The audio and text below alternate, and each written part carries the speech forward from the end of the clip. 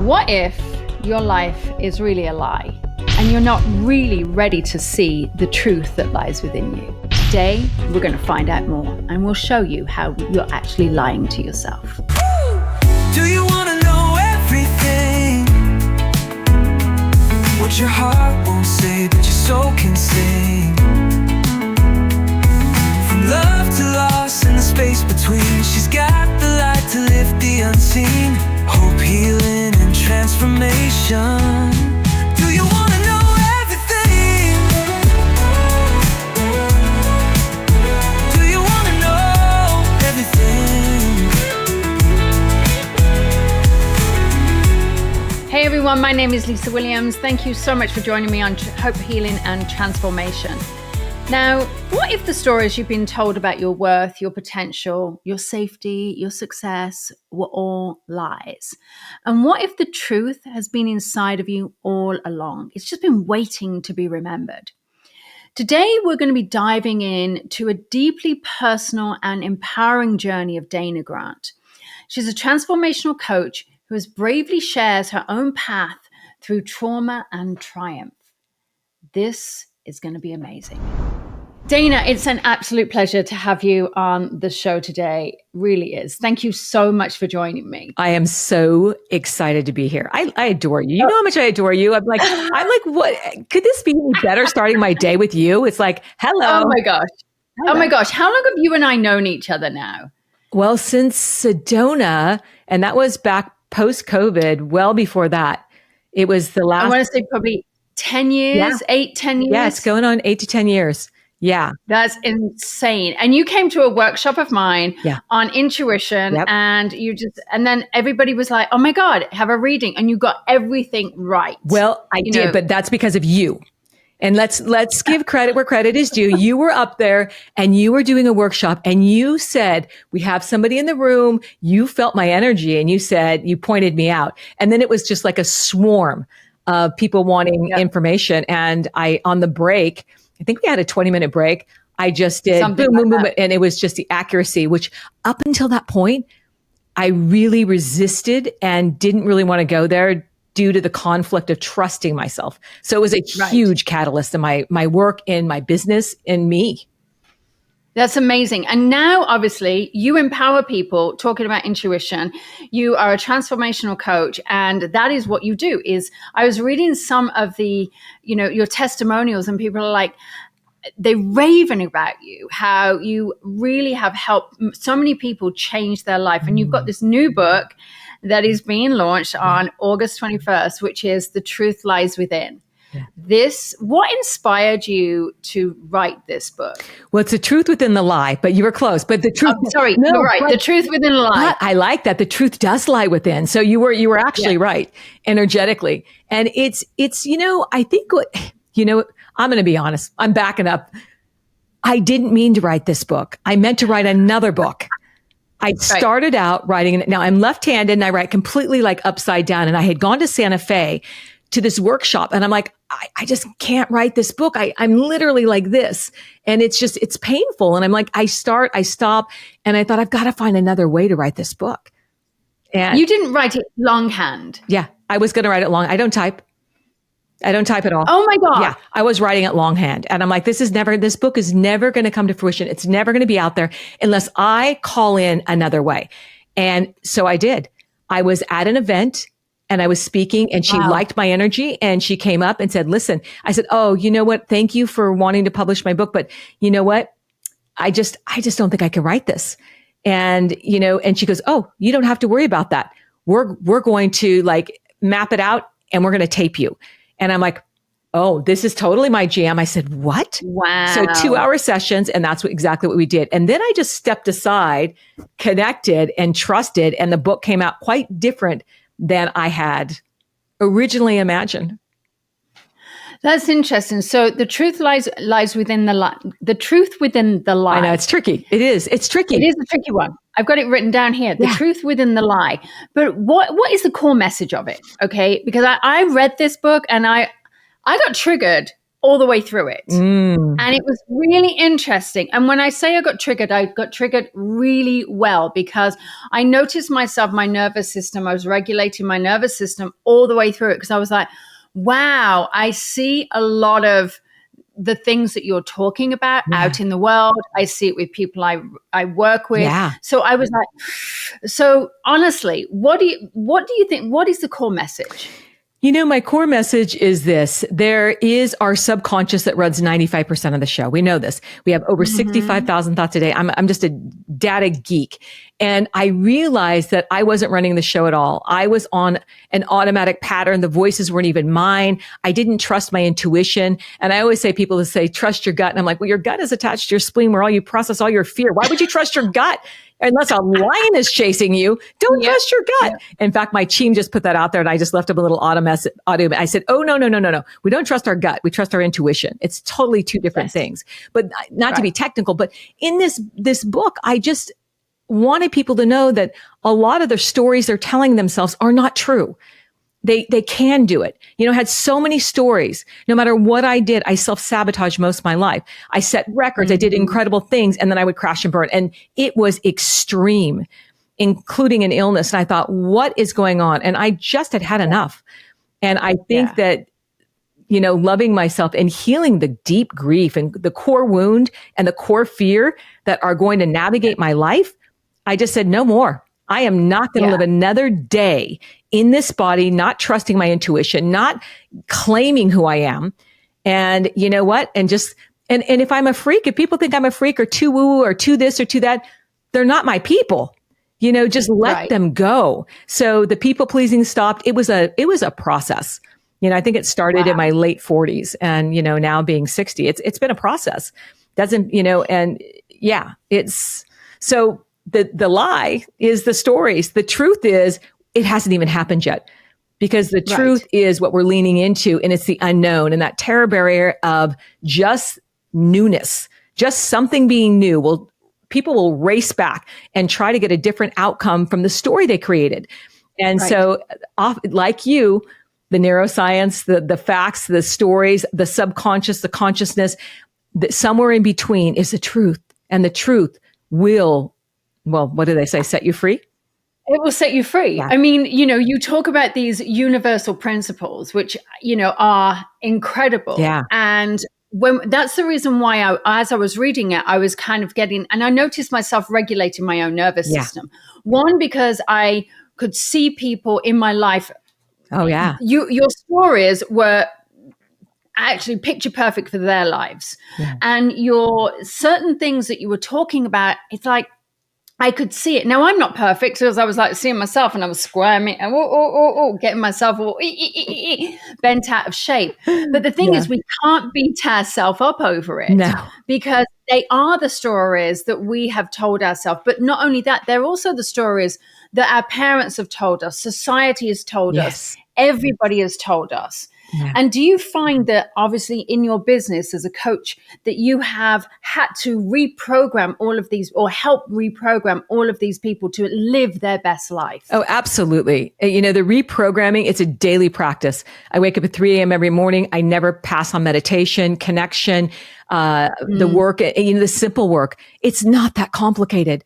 You know, mantras, I am, start with the root chakra. The body is full of energy, you know, and stories. And I tell people, set your alarm and interrupt your thoughts all day long on what are you thinking about? And if, you know, and whatever you're thinking, your life is going to follow, not sometimes, always. So I'm very, very aware of my thought process, my scarcity, my lack stories. I mean, switching those and being you know what it's like being an entrepreneur. I mean, I could be freaking out all the time. We have no control, but I stay in this abundance. I say this playing field over here of the unknown.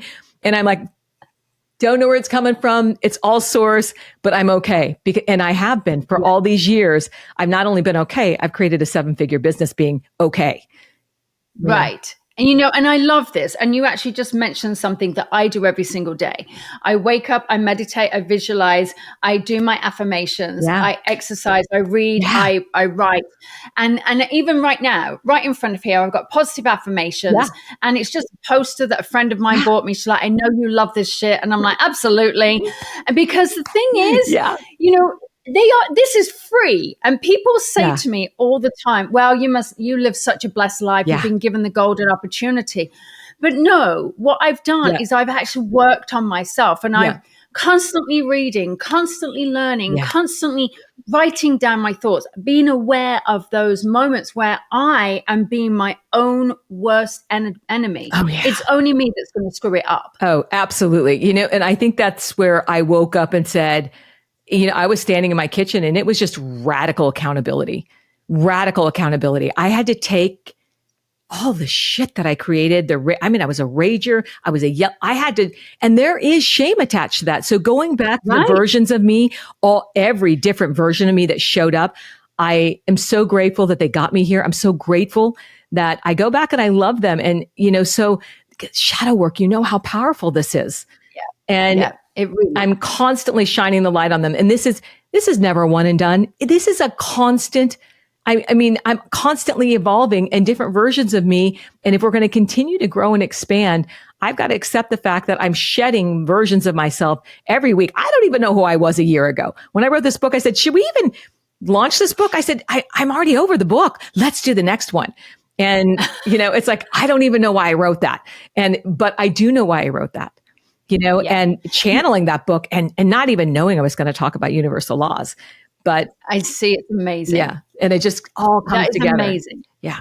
I love this because and I have to just say this as an author, we are so over the book once we've written it. We are over it. We don't want to edit it. We don't want to do any of that because we become then so detached. Yes. But then there's such beauty in then seeing other people getting excited about the body of work that we have created.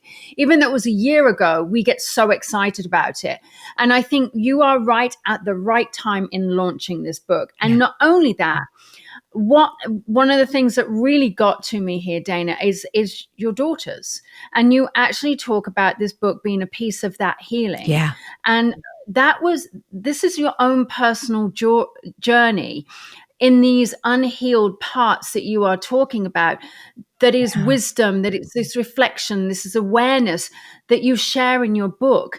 And how is it sort of like infiltrated really onto your girls now? Are they seeing a whole different life with you? Oh yeah. And and that's, again, it's an evolution.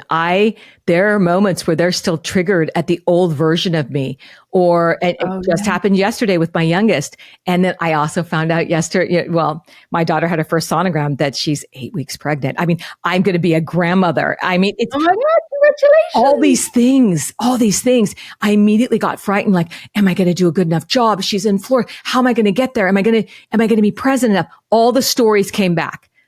Am I worthy? Right. Am I good enough? Am I going to make a mistake? Because I've made so many. And forgiving myself and not defending myself. So our first instinct is to defend. That's not true. Because I want to say, I was a good mom. I loved you so much. You were my life. But I'm not perfect. And I came into this deregulated, like you said, so deregulated. My core words were fierce and I was fighting like a mad dog and I was sick and everyone focused on the medicine when really, for someone to come into the world and not even, and go through, not even take an aspirin. So there wasn't an addictive personality, but that's what everyone focused on. And then I had to be accountable. So I no longer defended it. I had to be accountable to my daughters that yes, I crossed the line. I crossed the line when they let me have that at home. Who in the world takes 200,000 milligrams of Demerol at home?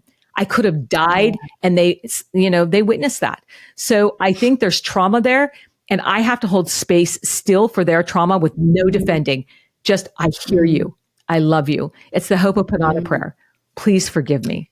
I love you. I literally, last time I was there, I dropped to my knees and I said, please forgive me. I love you. Wow. I'm sorry. And that's where I stay. It takes such courage. And Dana, for anyone who's listening out there And as a mom myself, we're immediately, whenever we've got these childhood wounds, we go straight back into how our parents brought us up. Yeah. But we didn't come with handbooks. No. They were thrown into it in such unusual settings or difficult settings or whatever it was. And then we as now parents are making the same. I noticed myself becoming my mother, and I noticed myself becoming my father, which I love my mom and dad. They are the greatest people on earth. But I noticed it. And then I noticed myself not being a good mom. I traveled 300 days one year. Yeah. And I had a son, and I missed his birthday. Yeah. And I remember him, I made a big, big, big effort, but I missed my son's birthday because I went over the other side of the world. Yeah. And, we have this shame on ourselves. Yeah. And I think what we have to also find is forgiveness to ourselves and realize, hey, when I can forgive me, I can now go to my children and say, you know what? I am so sorry. I am so sorry. Let me hear you. Let me help you. Let me understand how you are really feeling. And that takes huge courage, Dana. The fact that you actually are there with your kids. Unbelievable. And I called my youngest yesterday knowing I was going to get a little bit of a whack. And sure enough, not only did I get it, she actually went back to the last date that I called her. Being here all day, sometimes I'll text, I'll send memes, but she wants me to pick up the phone and she feels this. And I'm in Italy hosting a women's retreat every year for her birthday. And I thought, she's feeling it. And yesterday I had to be accountable and say, I'm really sorry. I can do a lot better than this. And this is where I drop into, I can do better. I can do better because I don't know if she'll ever know the love and respect I have for her. Yeah. But it's intimidating having 3 girls. I mean, talk about karma.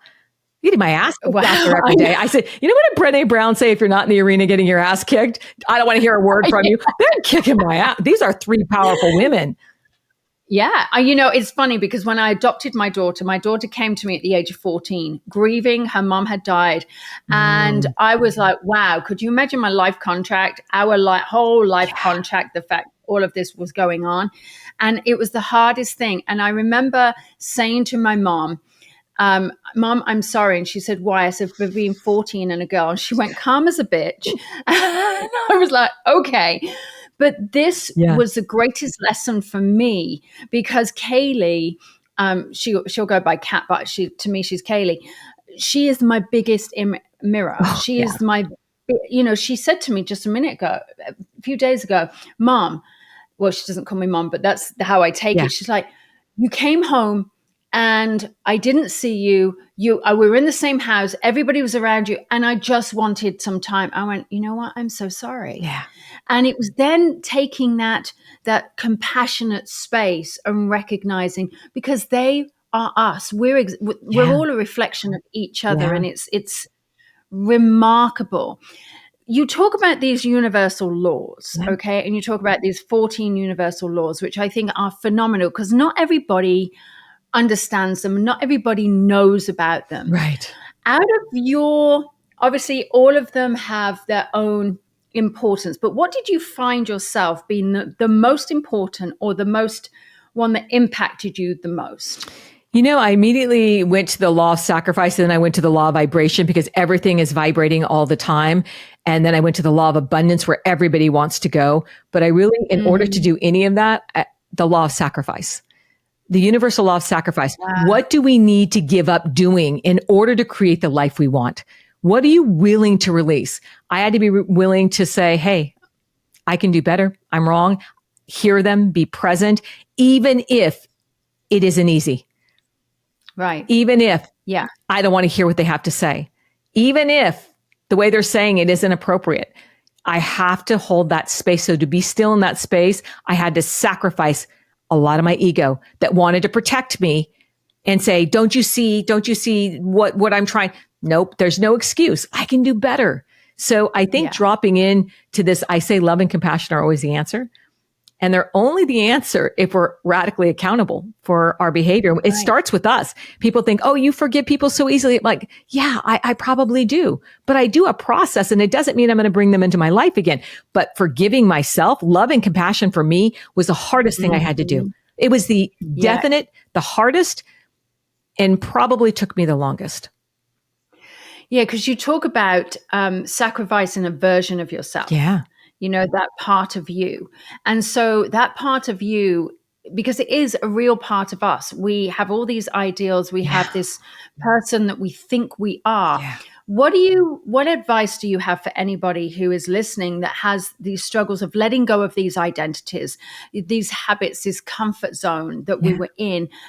Because, you know, we all, like I could say, I used to be a gymnast. Well, I'm not a gymnast now, you know, but these habits are no longer serving us. What do you do to help those people in that space? Well, you know, you just said that. And I went right back to, I went over to a girlfriend's house one night, and we were standing there, and it was a bunko. And I'm not really a girly girl. I spend a lot of time alone. I don't get invited to a lot of stuff like that. I've never drank alcohol. It's just like, I kind of like, I'm on the outer skirts of it.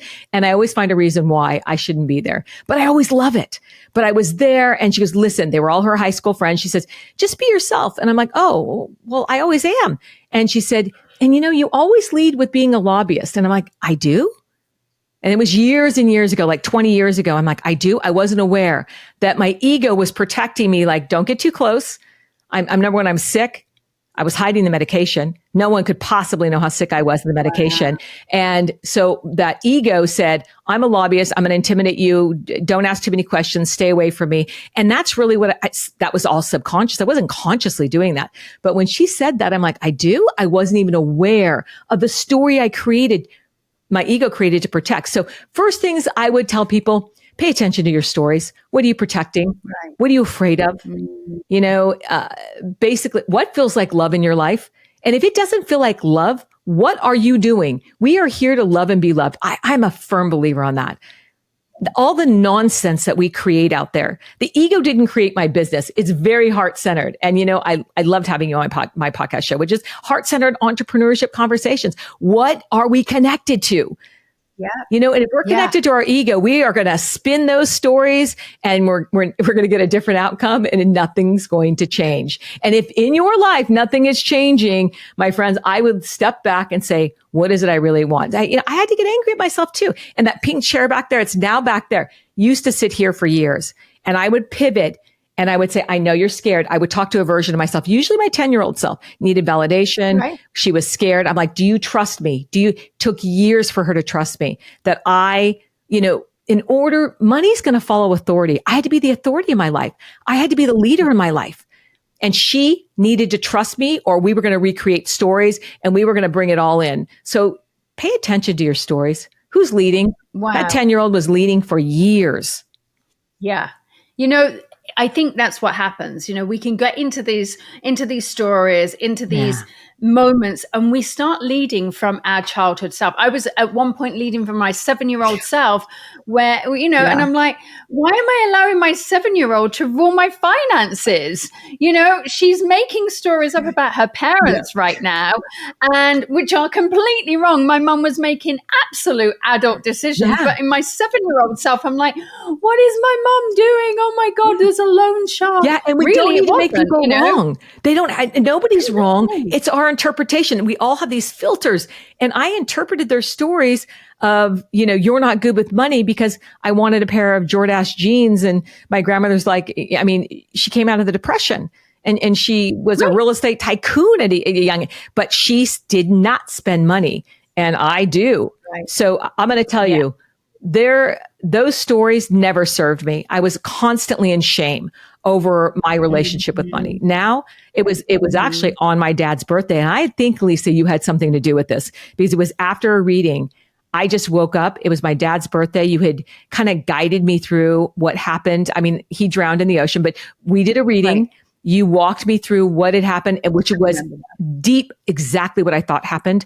And it was, again, just another connection. I woke up on his birthday, didn't even realize it was his birthday, which is December 31st. Wow. Drove to the Range Rover dealership, bought myself a brand new car. That Defender that says Soul Rover on it, or no, it says row free. Right. That 5 years ago probably was a catalyst to my relationship changing with money. My business boomed after that because my story was, she's a huge real estate broker in California. Well, no longer, but she was.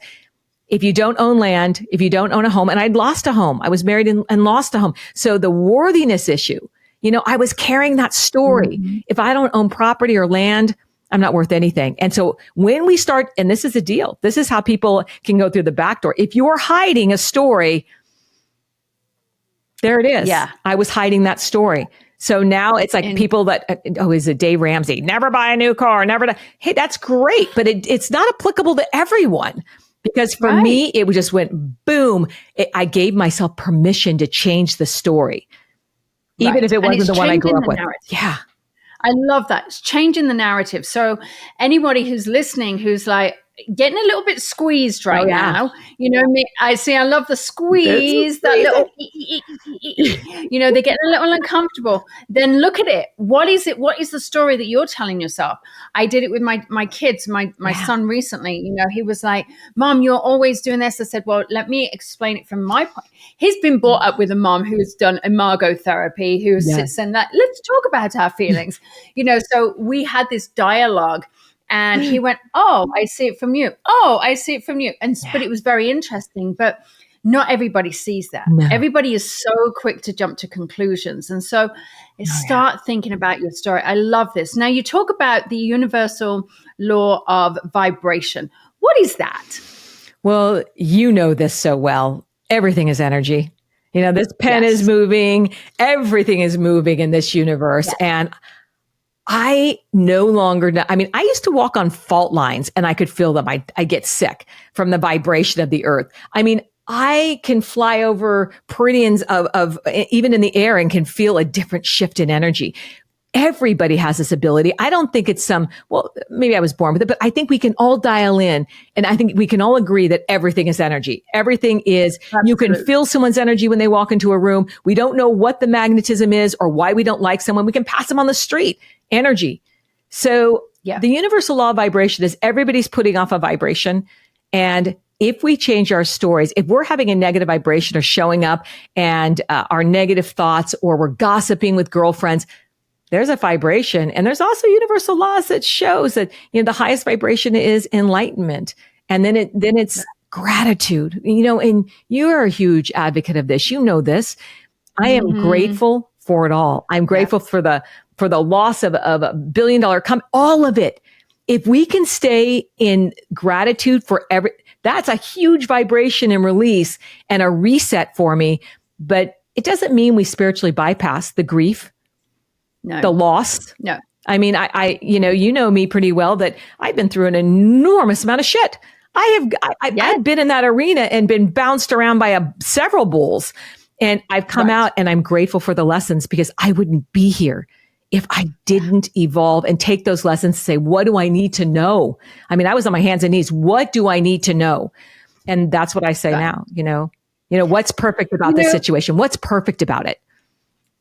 Exactly. And that is hard. And there's going to be a lot of people who are listening to this who will say, well, my house is foreclosing, or I've just lost my dog, or my husband, been there on all of it, whoever, all of this. How would you actually say to someone, just start here? What is your trick to get into gratitude when you absolutely do not feel it at that moment? Oh, for someone that's been through bankruptcy, divorce, betrayal beyond, foreclosure, I recognize now. So if I can give them, pull back the curtain and say, that all happened for a reason, I probably wouldn't have evolved or been here. And did I need the lesson? I don't know if I called in the lesson. That's a stretch. It's not like we're calling in bad things to happen, but I'll tell you, that pendulum doesn't swing like that anymore, because now I know better. And I say instantly, what do I need to know? If I feel, what do I need to know? Because before, I think my head was down a rabbit hole and the stories were propelling. And then it was the hiding, the shame, the story of, probably should have known a home anyway. There was a worthiness. There was just this sabotage attached. So I lived a life of constant deregulation and chaos. If your life is in chaos, there are some key points here. If your life is in chaos, if you're constantly looking for answers externally they're all in here. And that, I'll have to say, I'm probably late to the party. And as I told you, I was born on Louise Hay's birthday, and she was kind of late to the party too. Hay House started pretty late, and all of that started pretty late. And I think I did too. I think in this work, I did too. It wasn't like I woke up in my 30s and 40s. It was late 40s. It was another epic meltdown of everything, losing everything and loss. So I think I evolved through an enormous amount of personal relationship loss. I love that. I love that. Dana, thank you so much. And guys, you can get the book on Amazon, all your normal outlets. All right. The Truth Within the Lie. Dana also has an amazing podcast. Go to danagrant.com. We'll put everything in the show notes for you.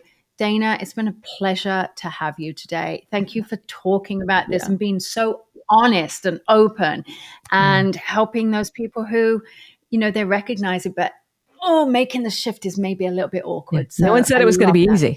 No one said it was going to be easy. Never is.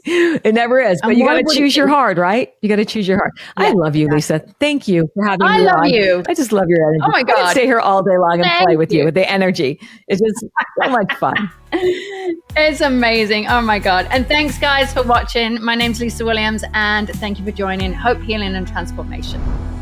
Do you feel the whisper in the back of your mind? Like the truth is waiting, but it's hard to find. Well, maybe there's magic in the words you bring. Close your eyes and listen in. Oh, do you want to know everything?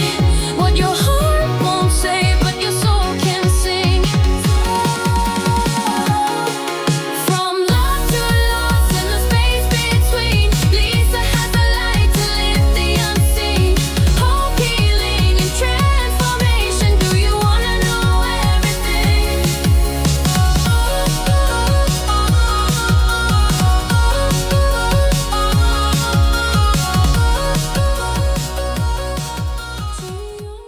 Thank you so much for joining me today. And remember, the information shared on this podcast is meant to inspire and support you, but it's not a replacement for personalized advice from a qualified professional. If you enjoyed this episode, please share it with someone who might benefit. And don't forget to tune in next time. Until then, take care and keep believing in something better.